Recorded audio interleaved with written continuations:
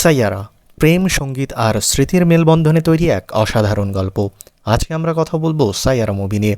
পুরো কাহিনী বলবো দৃশ্য থেকে দৃশ্য, আবেগ ও সংলাপ সহ। হ্যালো এভরিওয়ান, কী অবস্থা সবার? আশা করি সবাই ভালো আছেন। নতুন আরও একটি ভিডিওতে সবাইকে স্বাগত জানাচ্ছি। আমি গল্প স্ক্রিন থেকে আছি আপনাদের সাথে। তাহলে শুরু করা যাক। ভানি লাইব্রেরিতে বসে কবিতা লিখছে।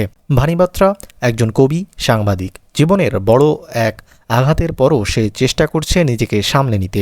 ভানি একা একা বলছে, শব্দ হয়তো আমাকে বুঝতে পারবে, মানুষ নয়। অন্যদিকে কৃষ কাপুর একজন প্রতিভাবান গায়ক, কিন্তু অন্তরে ভেঙে পড়া মানুষ। ক্যাফেতে ভানি ও কৃষ প্রথম দেখা করছে।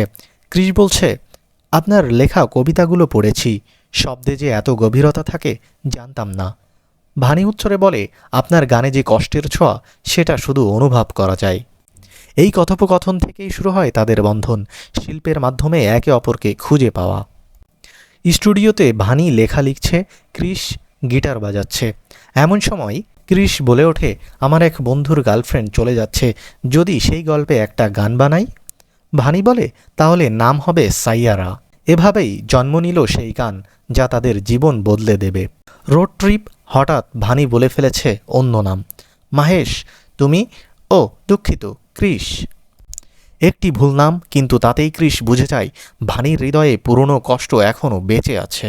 কৃষ একা স্টুডিওতে, গান রেকর্ড হচ্ছে। ভানি চলে যায়, কৃষ তাকে খুঁজে পায় না। তবুও সে সাইয়ারা গানটি প্রকাশ করে, আর গানটি ঝড়ের গতিতে বিশ্বজুড়ে হিট হয়। একদিন হঠাৎ একটি ভাইরাল ভিডিওতে ভানিকে দেখে ফেলে কৃষ। সে ছুটে যায় মনালির একটি আশ্রমে। কৃষ ভানির সামনে দাঁড়ায়। কৃষ বলে, তুমি আমায় চিনতে পারছো না? ভানি বলে, দুঃখিত, আমি আপনাকে চিনি না। কৃষ ভানিকে পুরনো ছবিগুলো দেখায়। গান, স্মৃতি আর আবেগের ঝাঁকুনি। ধীরে ধীরে ভানির স্মৃতি ফিরে আসে। ভানি ভেজা চোখে বলে, কৃষ তুমি? উইমলি স্টেডিয়ামে কৃষ ও ভানি হাত ধরে দাঁড়িয়ে আছে। প্রেম, সঙ্গীত আর ভাগ্যের টানে শেষ পর্যন্ত তারা একত্রিত হয়। উইমলি স্টেডিয়ামে গান গাইতে গাইতে তারা বিবাহ বন্ধনে আবদ্ধ হয়।